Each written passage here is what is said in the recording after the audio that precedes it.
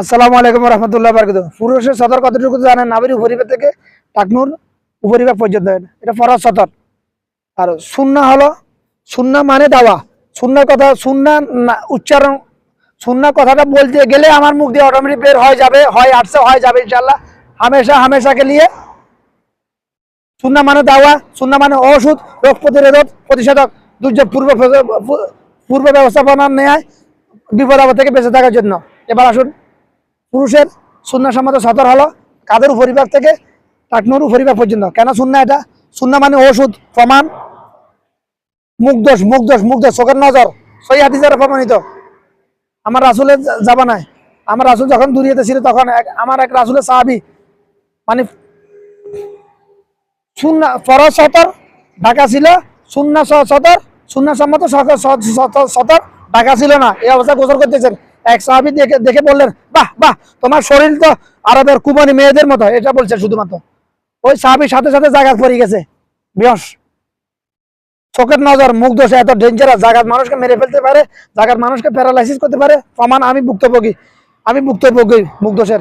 আমার সতর উন্মুক্ত করার জন্য না, কাজ একজন তিনজন মানুষের কাজ করতাম, সকালে উঠে কাজ শুরু করতাম, সারাদিনে একজন মানুষের তিনজন মানুষের জন্য চোখের নজর লেগে গেছিল। আমার বাড়ির মহিলাদের কার জানি না। প্রমাণ, যেদিন 6 মাস আমি গর্ভে ছিলাম, প্যারালাইসিস অবস্থা পড়েছিলাম, আমাকে ফেনীতে অনেক বড় কবিরাজের, বনজ বৈদ্য কবিরাজের কাছে নিয়ে গেছিল, দেখানো হয়েছিল ওনার উসুল্লায়। এবং কি যে আল্লাহ ভালো করেছে, এবং কি যেদিন আমাকে বাড়ির সবার কাছ থেকে পানি পড়া নিয়ে প্রায় 6 মাস পর গোসল করানো হয়েছে, আমি সাথে সাথে ভালো হয়ে গেছি।